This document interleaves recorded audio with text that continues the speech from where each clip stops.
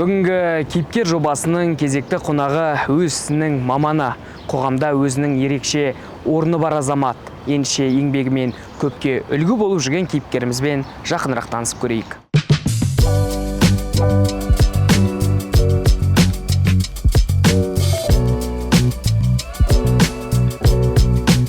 Есім Жан Сағатбекұлы.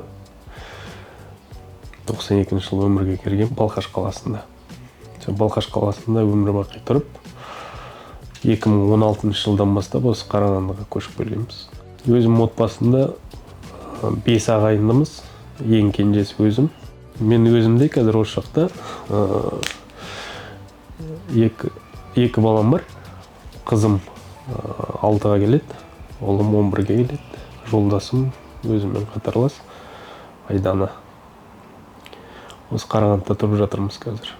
Енді осы салаға жалпы өзіңіз қалай келдіңіз? Сол жайында айтсаңыз, сол жағы қызық.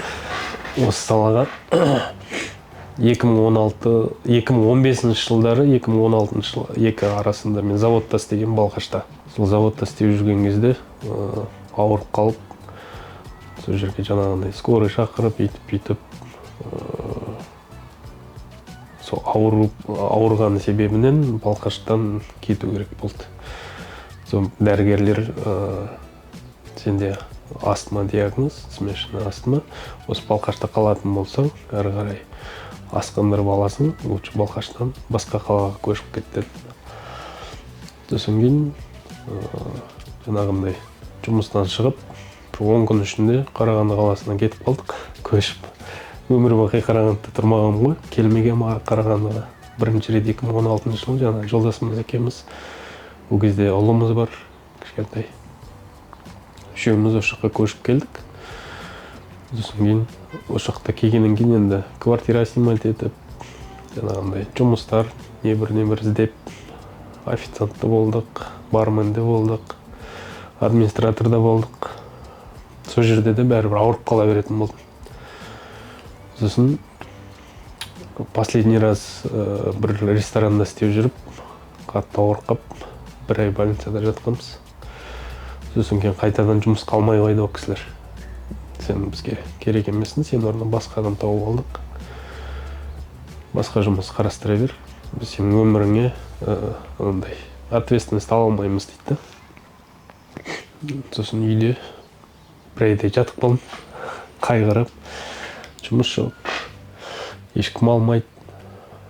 Сосын кейін әйелім тұрып, мен маникюр оқып алайын. Сосын кейін мен өзім жұмыс істей беремін, сен бала қарап үйде отыра бер деген сияқты әңгімелер кетті. Оқып алды. Үйге келді, сосын өзіне жаңағындай маникюр жасап атты да.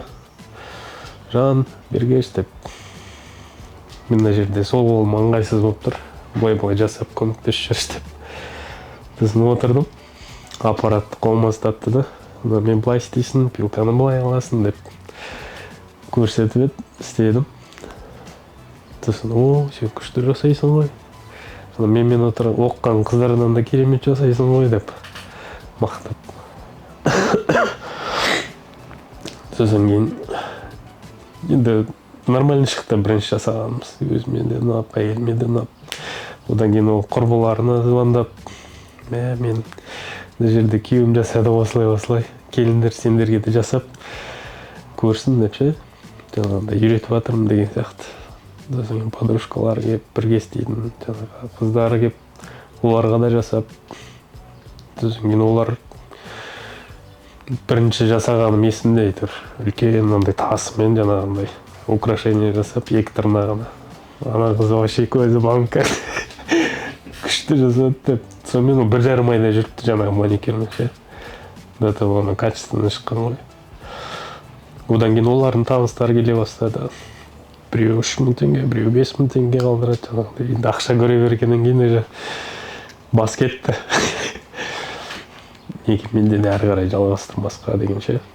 Одан кейін OLX-қа объявление бере бастадық. OLX-қа бірақ жазған кезде ер адам жасайды деп жазған жоқпыз OLX-қа. Ол кезде Степнойда тұрамыз, үйге бастапта. Үйге келеді. Здравствуйте, тут маникюр делаете, да, деп. Сосын мен жасаймын десем, жаңағылар кейбіреу енді позитивно қабылдады, кейбіреу неге сразу айтпайсыңдар, ер адам жасайды деп есікті жауапта шығып кетеді кейбіреу. Мені әйелім үйретті, базовый знанияны әйелім берді. Одан кейін бір 3 айдай жаңағындай подружкаларына, чисто өзіміздің таныстарымыздың арасында жасап жүрдік. Одан кейін сертификат алу керек болды.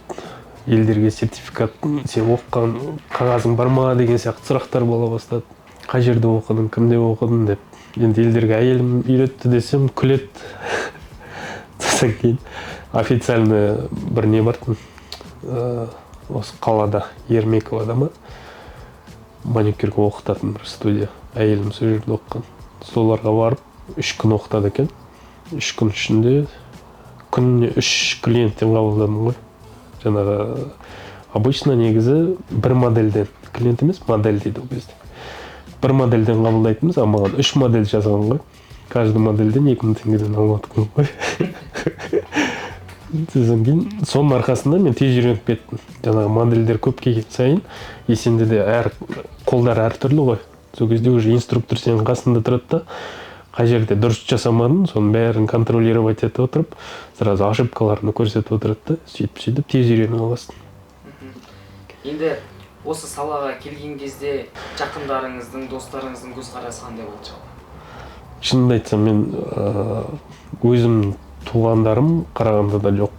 Бұл жерде өзім ғана, және де енді алыс туыстар бар, бірақ олар ешкім білмеді. 1 жылдай ма, 1,5 жылдай мен өзім туыстарыма айтпадым, туғандарыма да. Мен даже ағаларым, мамаларым ешкім білмеген. Жаңағы әйелімнің 1-2 таныстары болды.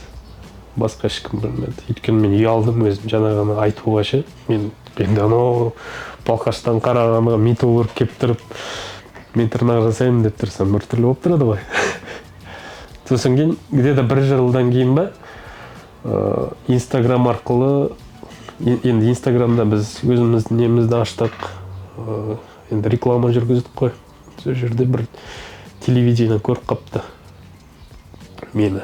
Сосын кейін ол кісілер келіп, сізден жаңағыдай сұхбат алсақ қалай болады, осындай жерге келе аласыз ба деп. Сосын хорошо деп Астанаға шақырды, телевидениеға. Атын ұмытып қалдым, қандай екен программаны, 2017-те ғой деймін олар. Сол жерге барып, телевидениеға прямой трансляцияға шыққан кезде, уже туыстарым, жаңа таныстарым көре бастады.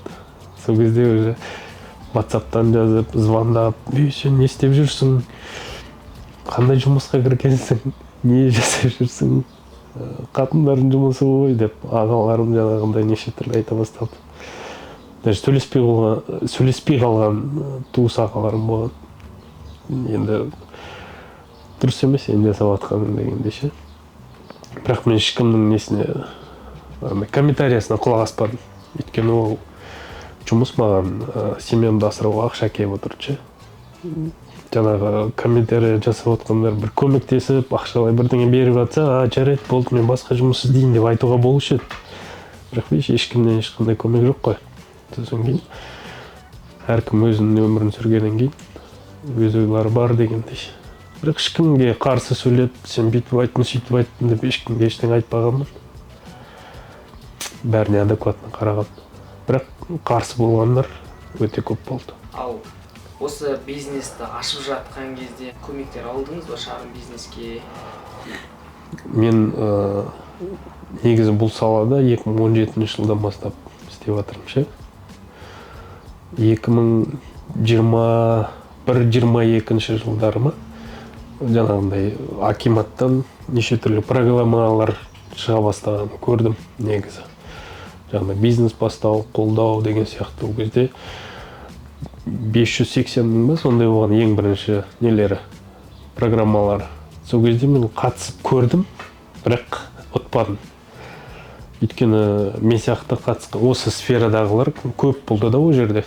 Сосын кейін мен өтпедім ба, сондай бірден болды. Одан кейін осы 2025 жылы тағы сондай бір программа болды. Сол кезде өзінің бабын сынайын деп тағы да бір заявка тастадым. Заявка тастаған кезде енді была не была деп толтырып жібердім. Жаңағы бүкіл как положено, уже опыт бар ғой, алдындағы ошибкалардың бәрін исправлять етіп жібердім. Сосын кейін 2 күннен кейін вы прошли первый этап деп смс келді. Сосын кейін тағы бір аптадан кейін вы выиграли грант деп. Қуанышымызда шек жоқ. Енді 1,5 миллион деген азық емес қой. Как раз өзіміздің салонымызды ашқымыз келіп жүрген жолдасым екеуміз. Сосын кейін жаңағы грантты ұтқаннан кейін нелерді заказ бере бастадық. Мебельдерді, керек заттардың бәрін сол гранттың арқасында осы студияны аштық. Енді әркімнің өзінің өмірі, өзінің ойы бар ғой. Жастар қандай жұмысқа икемі бар, соған барса екен деймін. Анандай біреудің айтқанымен жүрмейше, мысалы сен осындай боласың деп біреу айтса, бірақ жаңағы адам өзі істегісі келмей тұрса, оны істемеу керек. Өзі желаниясы болу керек бірдеңені бастауға. Және де бұндай жұмысты енді оңайшылықпен келісе береді деп айта алмаймын. Еш жоқтықтан келіп тұрған нәрсе ғой. Енді алғысымды жолдасыма айта аламын.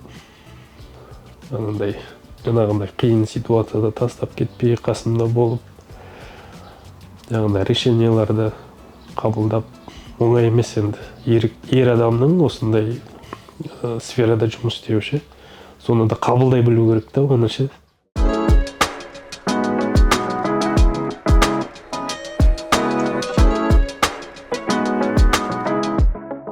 Бүгінгі кейіпкеріміздің өмір жолы қанша қиын болса да, сол қиыншылыққа мойымай, өзін барша жанға көрсетіп, дәлелдеп шыққан азамат. Келесі кездескенше аман сау болыңыздар.